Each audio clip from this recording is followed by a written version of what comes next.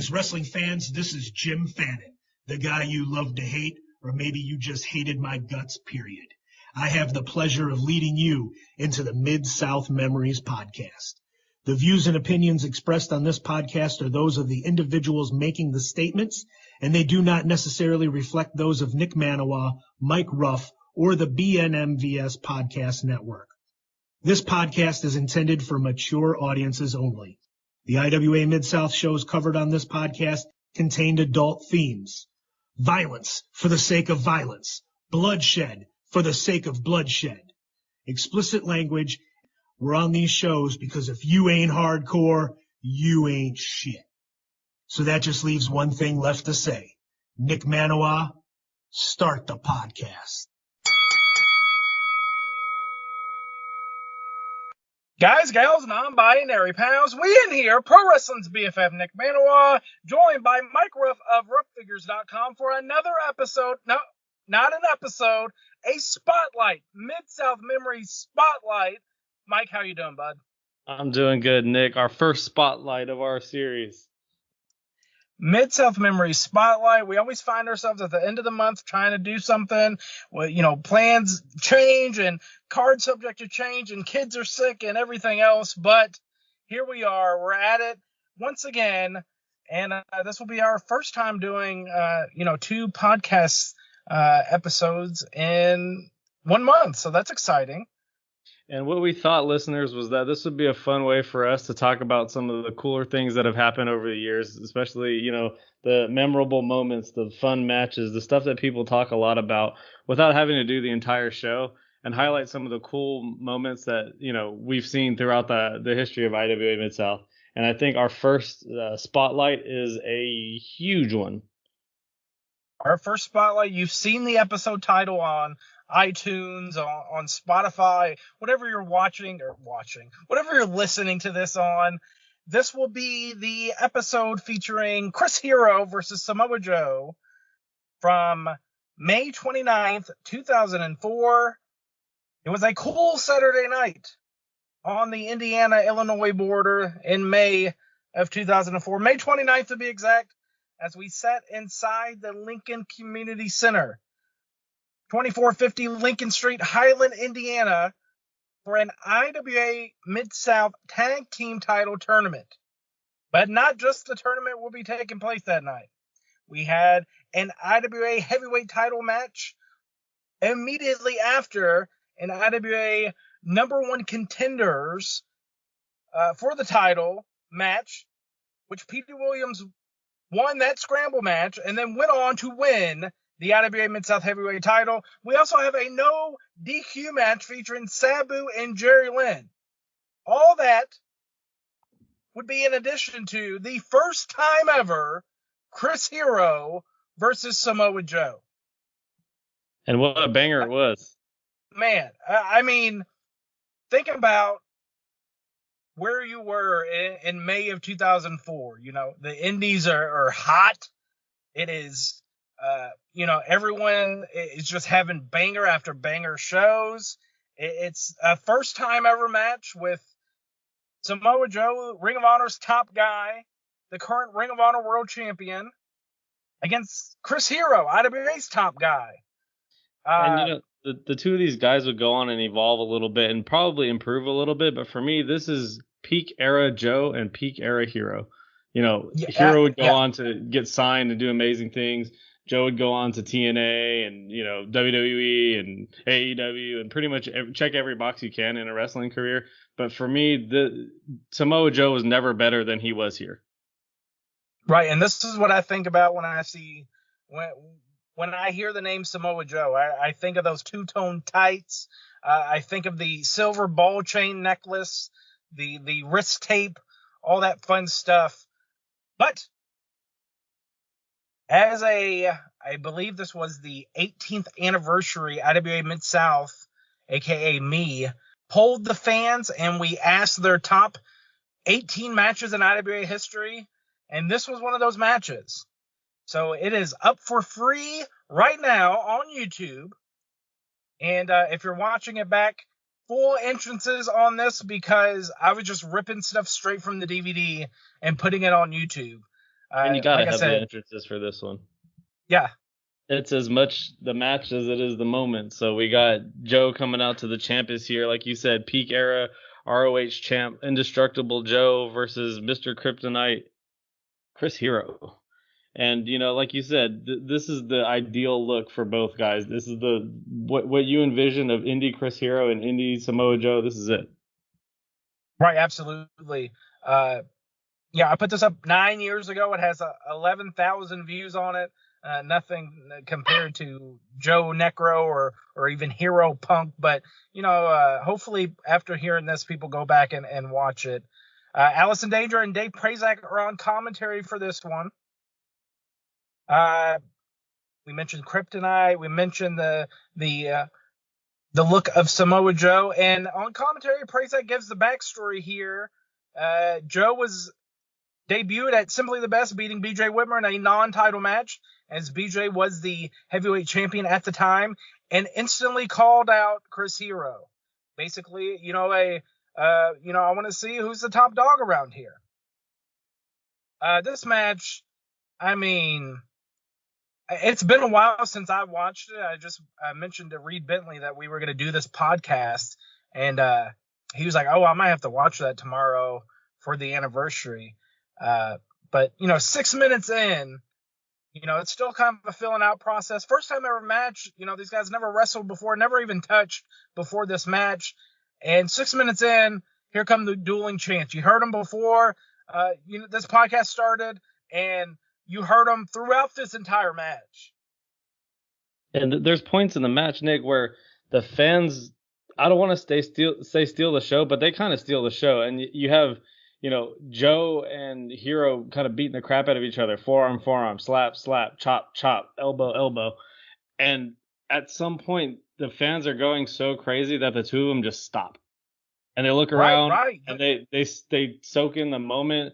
Commentary kind of shuts down. I think Allison Danger even says, like, something to the effect of, why are we even saying anything? Let's let this speak for itself. And while they do continue commentary, the star of the show, as much, as great as these two guys are, is the fans.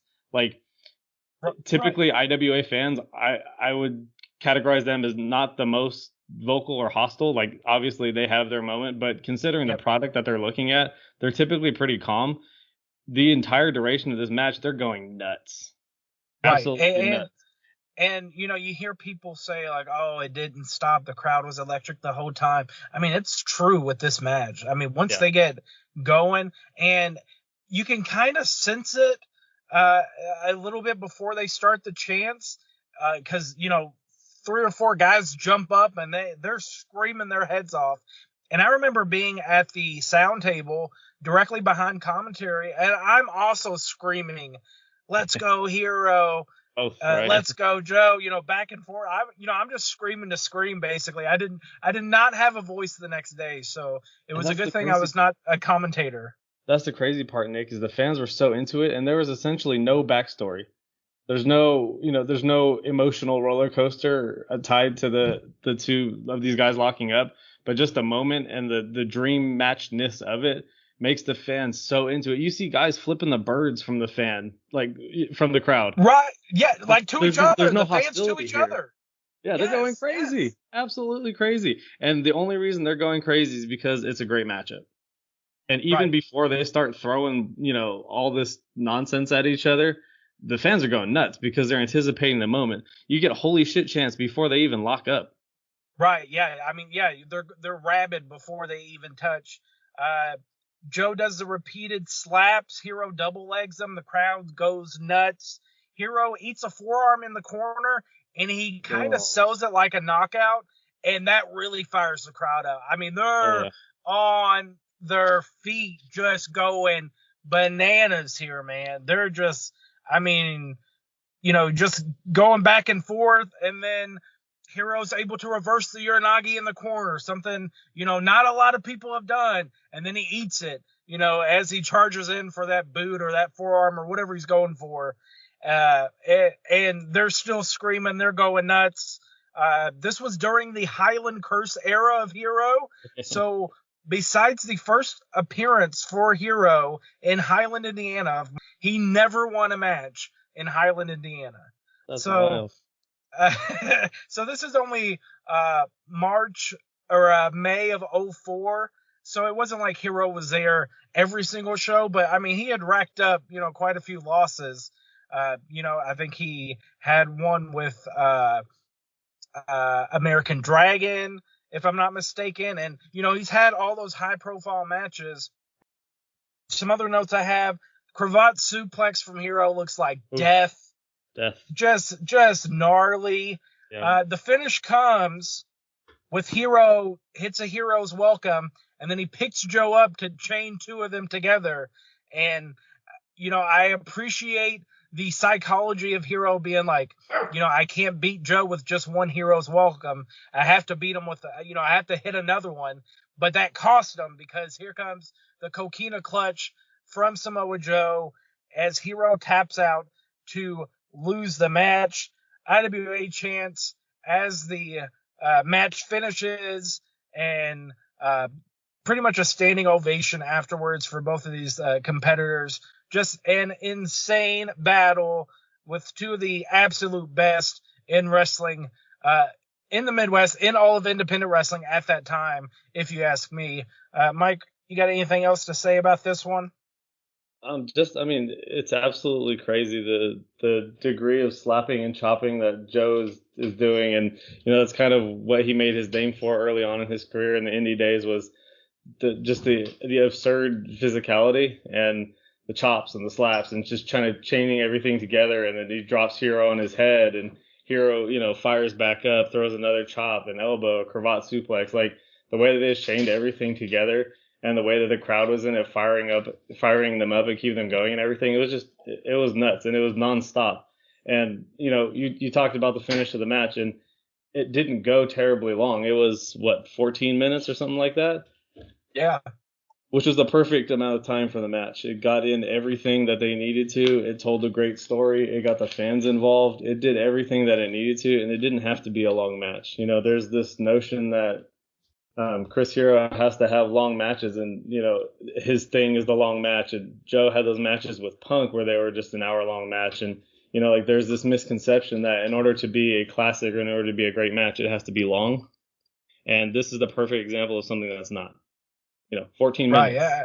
Get in all your stuff. Damn near perfect match. I showed you this article that Adam Summers, who was a Midwest wrestling fan and would come to quite a few IWA shows at the time, he was in front row of this match, and here's what he had to say about it from the ChicagoWrestling.com website. I found this on the Wayback Machine. Words alone cannot do justice to what happened Saturday, May 29th. I have been a wrestling fan for nearly 20 years. I've seen some incredible things, but there has never been a moment like the opening minutes of Chris Hero Samoa Joe match at IWA Mid-South in Highland, Indiana. For those of you that were not there, I implore you to get a copy of this tape. Not because I'm a shill for IWA, I'm definitely not. It doesn't matter if you hate IWA, you owe it to yourself to see this for yourself. As both men made their entrances, it definitely felt like a special match. There was a buzz, but nothing too different than the usual for a high-profile match. There was even a faint "holy shit" chant just at the sight of these two men standing opposite one another. And then it happened. "Let's go, Joe," shouted about half of the crowd. Immediately, the other half fired back with a "Let's go, Hero" chant. All right, we've all seen that before, right?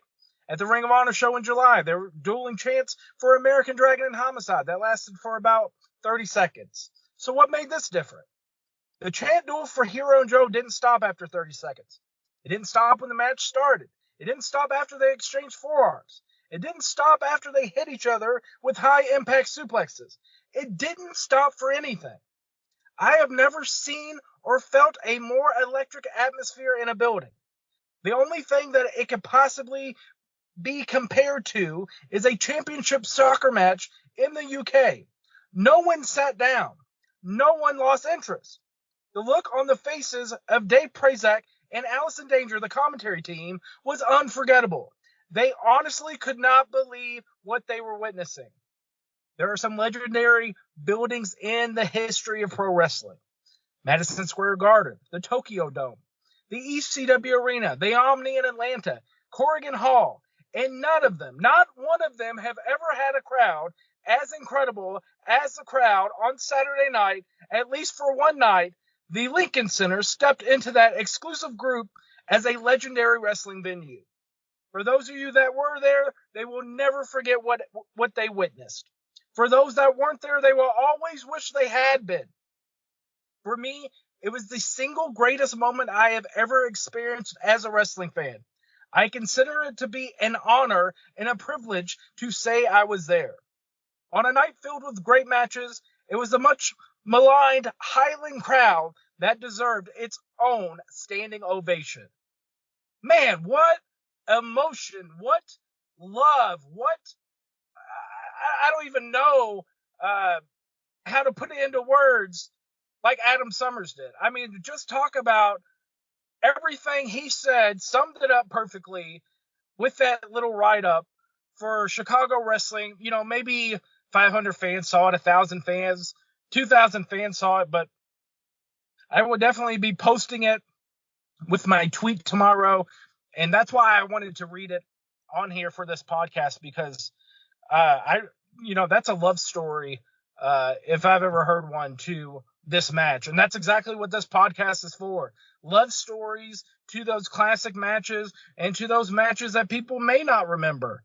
We're going to try to, bring them back around. We're going to try to make people go, hey, let's check out Tarek the Great. Let's check out this guy. Let's check out old Chip Fairway or whoever it may be.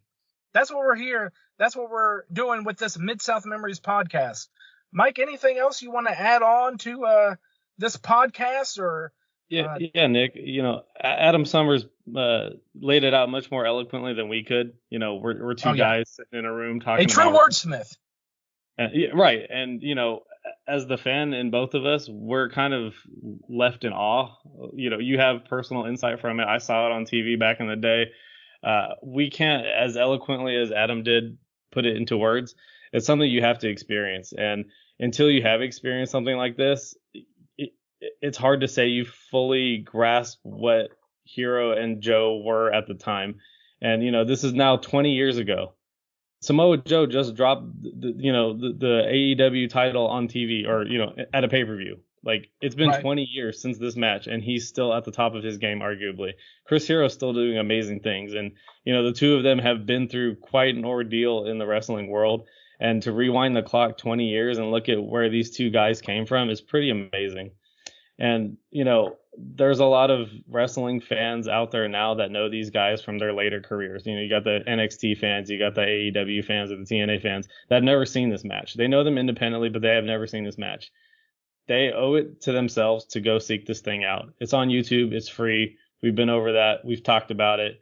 The crowd atmosphere not only was memorable and legendary, but it kind of set the tone for what a wrestling crowd is nowadays. Like, you see the dueling chants quite often. As Adam put, it had happened before. Yeah. Was it as profound as it was in this match? Absolutely not. And you see it on a routine basis in wrestling now. The dueling chants. Let's go, whoever in any match. But it kind of originated here. It had been done before, but it was never a thing until it was a thing here. And the two sides were as passionate could be as far as wrestling fans go. And they felt as strong as they possibly could about these two guys. The typical IWA fan is always going to go. The typical indie fan at the time, always going to go for Samoa Joe because he was a bad motherfucker. And that's what people came to see. They came to see those two guys lay wood on each other, beat the shit out of each other, and go home satisfied. And it only took 14 minutes to do that. Right. Yep. Because like I said, the upload has the full entrances, so it's not it's a 20-minute file and it's 14 minutes from bell to bell. And the crazy thing about the dueling chants is those are all IWA fans. You know what I mean? It's not a Ring of Honor or IWA double header or anything like that. But there were fans in that Highland building, in that Lincoln Center, that did not like Chris Hero at all. So, I guess they were pro Samoa Joe that night. But like we said, definitely go out, check it out on YouTube. It's totally free. And I think that's about it, Mike. I mean, this was our first spotlight. I mean, there ain't that too much to say about it. Our first spotlight. If you guys enjoyed the short form podcast, these podcasts about moments and not a full show, please let us know, and we can continue to do those. I have an idea for one in June already. As always, you can follow me at Nick Maniwa. You can go to roughfigures.com to commission Mike for a figure. Check out his eBay store. Check out his portfolio, all that fun stuff. And I guess we will see you next time here on Mid-South Memories. That's all I got to say. I'm out of here.